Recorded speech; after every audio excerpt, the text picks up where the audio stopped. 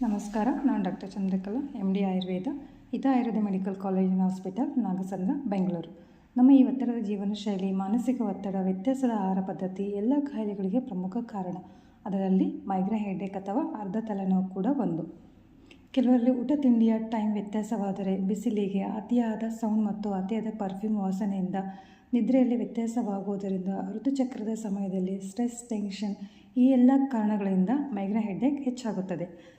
ತಲೆಯ ಒಂದು ಭಾಗದಲ್ಲಿ ಮಾತ್ರ ತೀವ್ರವಾದ ನೋವು, ನಂತರ ಈ ನೋವು ನಿಧಾನವಾಗಿ ಪ್ರಾರಂಭವಾಗಿ 5-10 ನಿಮಿಷಗಳಲ್ಲಿ ತೀವ್ರವಾಗುತ್ತದೆ.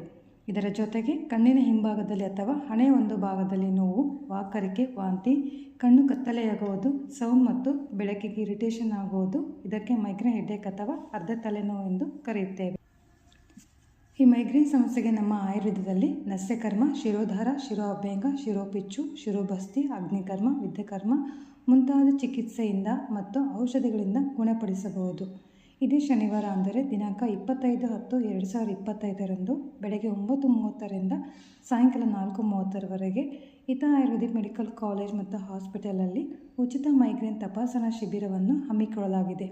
ಈ ಶಿಬಿರದಲ್ಲಿ ಪಾಲ್ಗೊಂಡು ಚಿಕಿತ್ಸೆ ಪಡೆಯುವವರಿಗೆ ಎಲ್ಲ ಪಂಚಕರ್ಮ ಚಿಕಿತ್ಸೆ ಮೇಲೆ 50% ರಿಯಾಯಿತಿ ನೀಡಲಾಗುತ್ತದೆ.